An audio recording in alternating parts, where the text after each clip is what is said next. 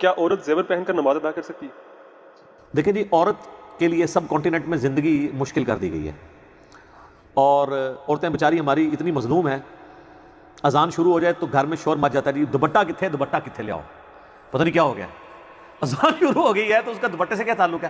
اگر کوئی نامحرم گھر میں نہیں آیا، اور فرشتے نامحرم نہیں ہیں، وہ تو ان کی تو جنس ہی یہ نہیں ہے، ان سے تو آپ کو کوئی خطرہ نہیں ہے، آپ گھر میں ریلیکس بیٹھے تو بیٹھے رہیں۔ یہ آپ نے اپنی خود ایک ٹریڈیشن بنائی ہوئی ہے، ایون یہ بھی ٹریڈیشن ہے کہ واش روم میں سر ڈھانپ کے جانا۔ اچھا تو جب غسل کرنے لگیں گے پھر کیا کریں گے؟ کوئی لاجیکل بات کریں، اس طرح نہیں ہوتا۔ تو وہ اتنی مشکل زندگی کر دیتے ہیں، وہ کہتے ہیں کہ جناب عورت جب جائے نا جی اذان شروع ہو جائے تو فوراً دوپٹہ لے لیں۔ ٹھیک ہے، ٹریڈیشنل آپ کریں، ہمیں کوئی اعتراض نہیں، اس کو دین بنا کے آپ پیش نہ کریں، آپ کا اپنا ذاتی شغف ہے، جو مرضی کریں اور بنائیں، آپ اس میں چیزیں ایڈ کرتے جائیں، لوگوں کے لیے زندگی مشکل کرتے جائیں۔ اسی طریقے سے زیور کے بارے میں بھی لوگوں کے دماغ میں ہو سکتا ہے مت ہو، ادروائز زیور کا نماز کے ہونے یا نہ ہونے کے ساتھ کوئی تعلق نہیں ہے، بلکہ زیور پہن کے تو نبی علیہ السلام کی جو صحابیات تھیں وہ باقاعدہ نماز پڑھتی تھی۔ بخاری اور مسلم دونوں میں حدیث ہے، آپ عید والا چیپٹر نکال لیں، بخاری کا بھی مسلم کا بھی، کہ نبی علیہ السلام نے عید کی نماز پڑھائی، نماز پڑھانے کے بعد آپ علیہ السلام جو ہے وہ مردوں کی طرف گئے، ادھر اپیل کی آپ نے اللہ کی راہ میں خرچ کرنے کی، پھر عورتوں کی طرف آئے، وہاں پر آپ نے اپیل کی، حضرت بلال جو ہیں وہاں پہ وہ آپ سمجھ لیں چندہ اکٹھا کر رہے تھے اللہ کے لیے، اپنے محل بنانے کے لیے اور گاڑی خریدنے کے لیے نہیں، پامے تو چندے کا ثبوت کر لو اللہ کے لیے۔ تو اس میں بخاری مسلم دونوں میں الفاظ ہیں کہ عورتوں نے اپنے کانوں کی بالیاں، اپنے بازوؤں کے زیور، اپنے گلے کے ہار بھی اتار کے ڈال دیے۔ تو یہ حدیث اس بات کا ثبوت ہے کہ وہ عورتوں نے زیورات کے اندر نماز پڑھی تھی۔ اس کے لیے آپ کو امام حنیفہ کو فیکس نہیں کرنی پڑے گی، یہ بخاری مسلم دونوں میں حدیث کے طور پہ موجود ہے۔ یہ کوئی ایسا مسئلہ نہیں ہے جو آپ کو استنباط، اتنا موٹا لفظ بولتے ہیں استنباط، عام بندے کی اہلیت نہیں ہے وہ قرآن و حدیث سے ڈائریکٹ مسئلے نکال سکے۔ اور یقین کریں یہ ان لوگوں کو فالو کر رہے ہوتے ہیں جو قرآن و حدیث سے ڈائریکٹ مسئلے اچھل کے باہر نکل رہے ہوتے ہیں نا، ان کو سائڈ پہ کر کے ان کے اپوزٹ مسئلے بتا رہے ہوتے ہیں۔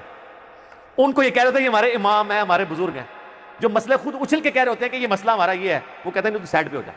ہاں صحیح بخاری مسلم دونوں میں نہیں ہے کہ نبی علیہ السلام نے اپنی جو نواسی تھی امامہ، اس کو گود میں اٹھا کے نماز پڑھی، فرض نماز پڑھائی، اور جب آپ سجدے میں جاتے تھے سائڈ پہ اٹھا دیتے تھے، جب قیام میں آتے تھے اوپر اٹھا لیتے تھے۔ ٹھیک ہے، تو آفیہ انفی کا مسئلہ اٹھا کے دیکھ لیں، وہ کہتے ہیں جناب آپ بچہ اٹھا کے نماز نہیں پڑھ سکتے۔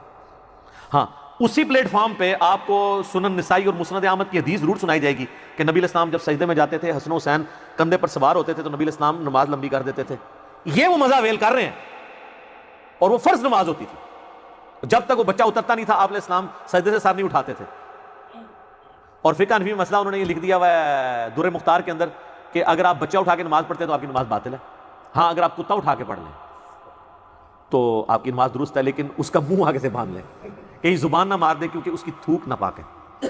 سر اس میں نا بزرگوں سے ریکویسٹ ہے وہ ایڈ کریں کہ منہ بھی باندھ لیں اور ایک پیمپر بھی بنا دیں، ہو سکتا ہے نماز کے دوران وہ آپ کو تر و تازہ نہ کر دے اور الٹا نماز ہی جاتی رہے۔ یہ کون سا کتا ہے جس کو اٹھا کے نماز پڑھنے کی آپ کو ضرورت پیش آئی ہے؟ یعنی یہ اولیاء اللہ نے کتے پالے ہوئے تھے، اتنے شوقین مزاج تھے وہ کہ مطلب وہ کتے اٹھا کے نمازیں پڑھا کرتے تھے۔ یہ کون سے کتے ہیں؟ پالتو کتوں میں اٹھایا جاتا ہے نا، شکاری اسٹیشن کتا تو کسی نے اٹھا کے نماز نہیں پڑھنی نا۔ تو اسلام میں تو صرف آپ شکاری کتا رکھ سکتے ہیں یا حفاظت کے لیے۔ بخاری مسلم میں حدیث ہے کہ جس نے شکار یا حفاظت کے علاوہ، ریوڑ کی حفاظت، یہ گھر کی حفاظت کے علاوہ، وہ بھی باؤنڈری سے باہر کتا پالا تو روزانہ ایک قرات اجر اس کے نام ہے مال سے کم ہو جائے گا، اور ایک قرات اور پہاڑ کے برابر ہے۔ کتے کے اوپر اللہ سے میرا ایک کلپ بھی ہے، وہ آپ دیکھ لیں، شکار کے اوپر آپ لکھیں ڈاگ پالنا، ریبیز کے بارے میں بھی جو ہلکے ہو جاتے ہیں۔ تو جب یہ صورتحال ہو تو وہاں پر جو مسئلے یعنی کلیئر کٹ قرآن و حدیث سے نکل رہے ہوتے ہیں نا، اس کو تو یہ سائڈ پہ کر دیتے ہیں اور کہتے ہیں استنباط۔ ان کا استنباط یہ ہوتا ہے کہ کلیئر کٹ نکل رہا ہے ایاک نعبد و ایاک نستعین، اب اس میں سے نکالنا یہ ہے کہ بابوں کو کیسے پکارا جائے۔ یہ بزرگوں نے خدمت کرنی ہوتی ہے اسلام کی، بہت کر لی خدمت، ان ریٹائر ہو جاؤ، ان زمانہ بدل گیا، مرنے سے پہلے اے مسلمان کر لے اس پہ غور، کتابوں کا خدا اور ہے، بابوں کا خدا اور۔ تو عورت زیور پہن کے نماز پڑھ سکتی ہے۔ ٹھیک ہو گیا جی؟ جزاک اللہ۔